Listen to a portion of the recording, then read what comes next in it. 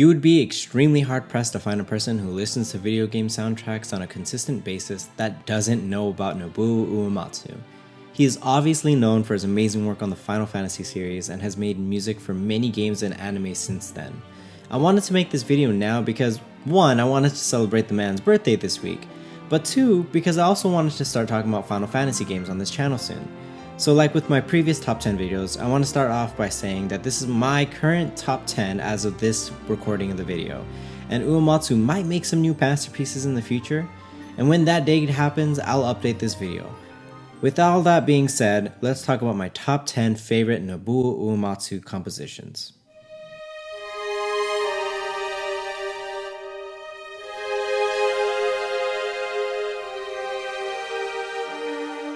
Main theme, from the last story. I should mention that most of this list will have music from the Final Fantasy series. However, the number 10 spot actually belongs to the main theme for the last story. Uematsu is mostly known for his influences from the rock music he listened to growing up, but this song shows that he has a range for classical music as well. It has a wonderful melody that complements the harmony in such a beautiful way, and it actually gives a lot of momentum with the cellos and the wind instruments that bring it to a heartfelt and emotional final act. The best thing about this piece though is that it really works in the context of the story, and while I haven't finished the last story, mainly because it's a really long RPG that I just don't have time to get back to at the moment, I still remember the main theme for this game, and I think that's a testament to how good the composition itself actually is. You're Not Alone from Final Fantasy IX.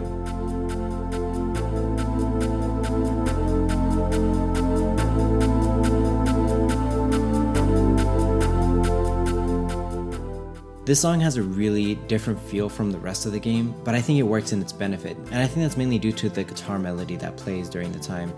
It also really helps elevate the moment that's going on with Zidane and his uncertainty about himself and his role in the world. It only plays once throughout the entire game, but for the one moment that it does play, it actually is very heartfelt and it actually does a really good job at helping the player understand Zidane as a character. It also really helps bring home the feeling of friendship that these characters have because they all remind Zidane that, again, he's not alone, and it's so appropriate for this point of the game.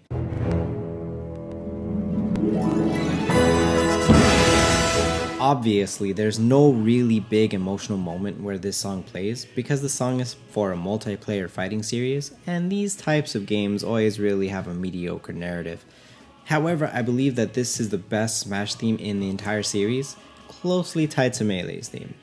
I love the Latin chord here and really appreciate the time that it takes to slow down at points to give other instruments some time to shine. Masahiro Sakurai, the director of the Super Smash Bros. Series, actually helped guide Uematsu in terms of creating the lyrics as well, and was the first song in the Super Smash Bros. Series to include original lyrics for the title. It really is a truly epic masterpiece when you take the time to listen through it, and having played it at the very start of the game is a great way to get you hyped up for some really fun, yet very intense battles. Number 7, Forever Rachel from Final Fantasy VI.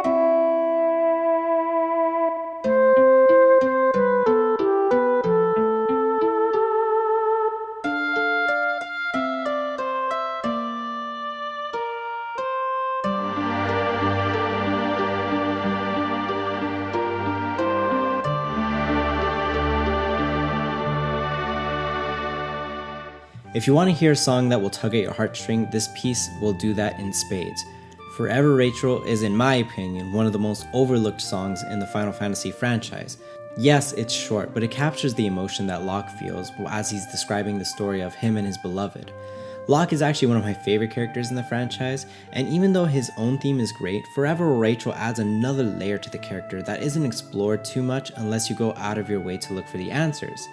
Terra's theme is great too, but it doesn't hit me the same way that this piece does. It's simple but emotional, like the entirety of the Final Fantasy VI soundtrack. Number 6, Final Fantasy VII's One-Winged Angel.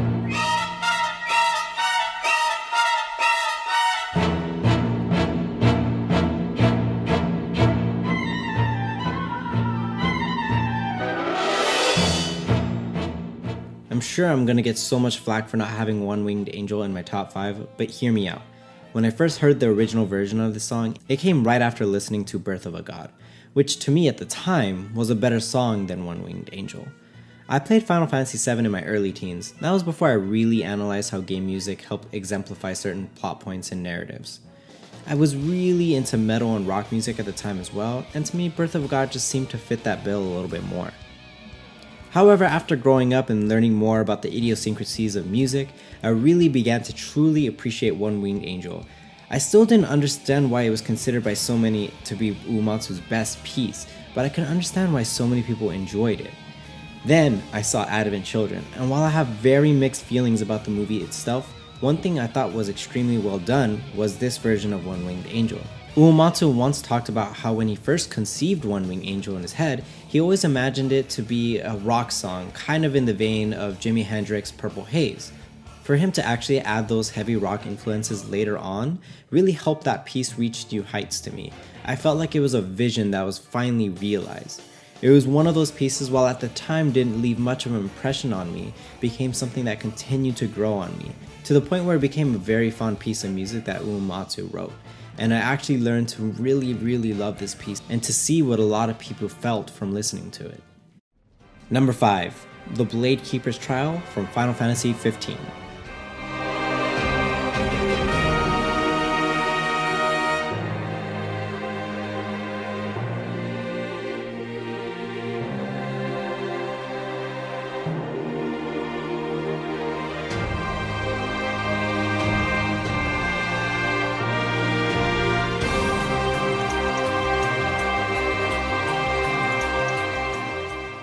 This piece is amazing for a lot of reasons. For one, it's a really good mix between hard rock and the traditional symphony, which is totally Uematsu's style. It plays during the Bahamut battle in the Comrades DLC, which I admittedly just played through just to see the cutscenes, and after that I kinda stopped. Never really got back into it. I have listened to the whole soundtrack though, and when I first heard this song for the first time, I have to say, it was a really amazing experience. There's just something with the mix of brass, a choir, guitar, and a drum set that allows Uematsu to show his full potential. He's not one to focus too much on strings with his battle themes, but when he does implement them in this piece, there's a very nice flow to it. This piece as a whole has shown me how far Uematsu has come to perfecting his style over the years. The song is about 8 minutes long, which is actually longer than One Winged Angel. However, it's not as long as my next pick, which is Dancing Mad, Final Fantasy VI.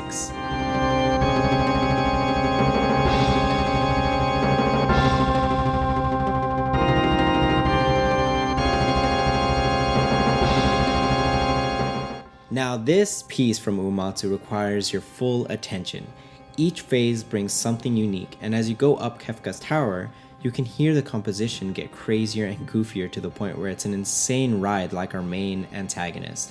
I explained in a previous video that what makes a good final boss theme is when the theme is not only a good piece of music, but also represents the boss itself and how the characters struggle against them. Dancing Mad does this with every single phase. The song is a whopping 17 minutes. This is mainly due to the fact that there are 4 main tiers to this fight, and I love how the first phase is really serious, but as the song goes on it becomes sillier, until the final phase, where it's at a point where Kefka just does not care about what's going on around him and just wants to kill the pathetic mortals in his path.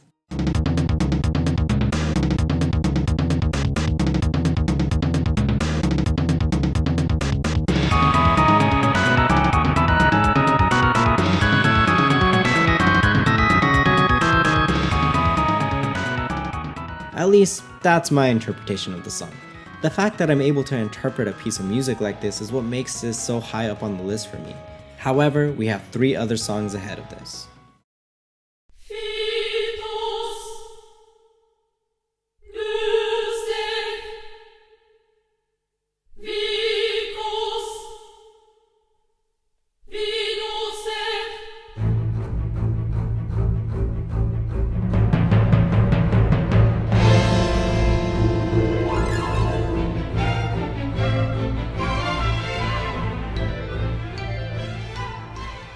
Number 3, Labari Fatali from Final Fantasy VIII. This is Uematsu's first piece to use a full live orchestra, and because of that, it's very special to him. In a way, it really sets up the journey we're about to experience perfectly. There's just something about the way the piece builds anticipation towards the climax.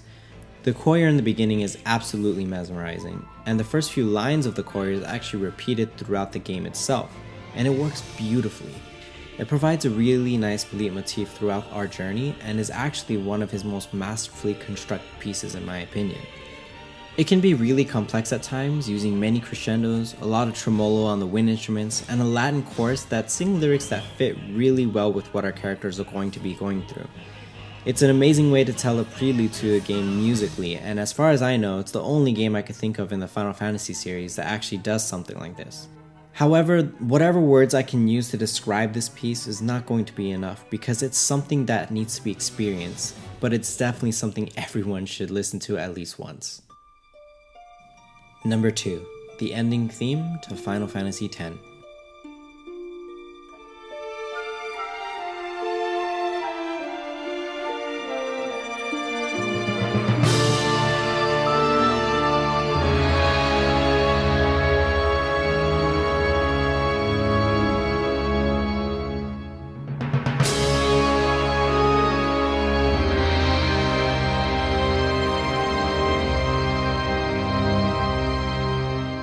If Liberi Fatali is a beautiful way to open a game, then the ending theme for Final Fantasy X excels at giving a proper conclusion to a complex narrative.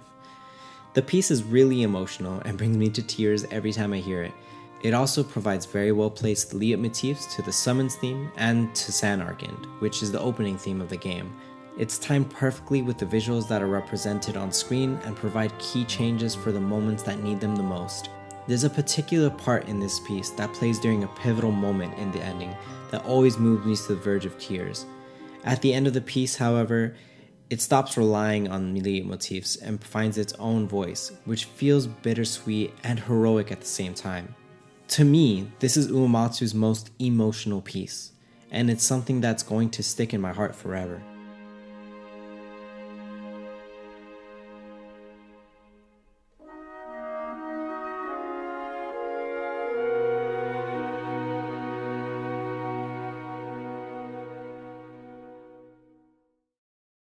Now, I won't be doing too many of these, but Uematsu has created so many tracks that I have to include an honorable mentions list.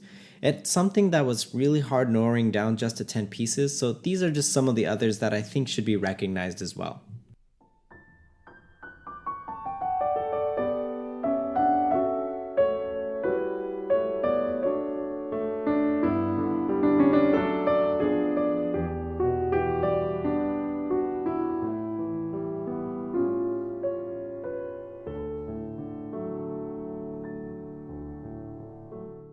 Final Fantasy VIII's Eyes on Me.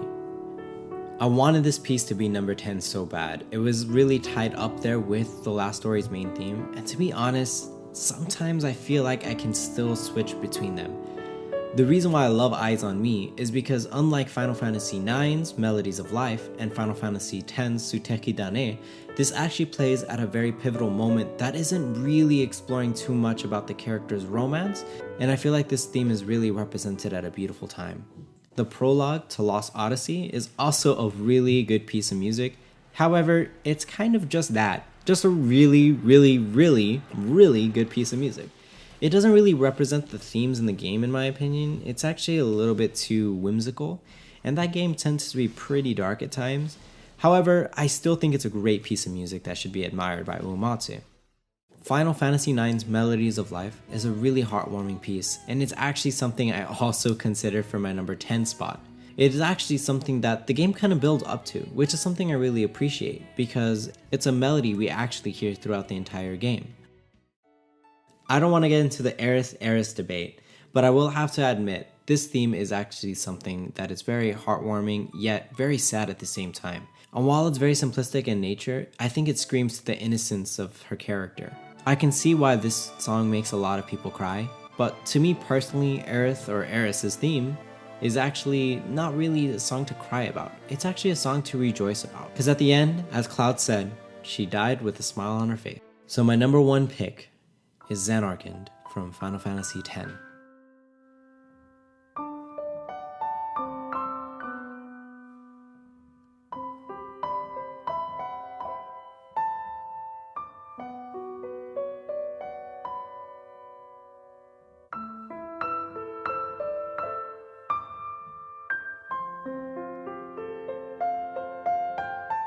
While a lot of people will debate if Dancing Mad or One Winged Angel is the best piece Uematsu has ever composed, I will always stick with my personal favorite of his work, to Xanarkand. This piece doesn't have any crazy orchestras, as it is a simple piano piece, but I believe that the beauty lies within its simplicity. In fact, it's actually Uematsu's favorite piece that he has ever composed himself. Its melody is the heart and soul of the game, being arranged in so many different ways throughout our adventure, whether it's traveling through green forests within Spirit or to the very emotional moments with Tidus and the crew. When I first played Final Fantasy X and I heard this piece, I was kind of in awe. There was a city in destruction, Tidus is looking out to the sunset, and while everyone else is huddled together looking as if they lost something very special to them, there was just something also in their eyes that they wanted to change something about the future. I had no idea what was going to happen in the game, but this piece of music along with the visuals I got from the game was an experience that will stick with me forever. It's actually the leitmotif of Xanarkand that gets me to the verge of tears in the ending theme, and it's because of that it's going to be in my number one for quite a while. Thanks for taking the time to listen to my top 10 Nobuo Uematsu tracks. I know that most of this list was music from the Final Fantasy series, but I needed to be honest with my top 10. I could have chosen some more obscure pieces, of course, but it honestly would have been a lie to include those. After all, each Final Fantasy game in the series really has its own unique story and flavor to it, and even if they do share similar themes, each soundtrack is unique in its own right. And I think Uematsu does a really great job at distinguishing and giving a character to each one of these fantastic games. If for some reason you have not heard any of Uematsu's work, please take the time to go and play some of the older Final Fantasy games, specifically entries 1 through 10. He's composed music for all of those games, and each one has its own experience, and you can judge your favorite soundtrack from there. Final Fantasy X isn't actually my favorite game in the series, but it does have my favorite soundtrack, and I think it's because he also worked with other composers as well, which I will talk about later in this channel. I hope you guys enjoyed this list, and until next time, I'll talk to you later.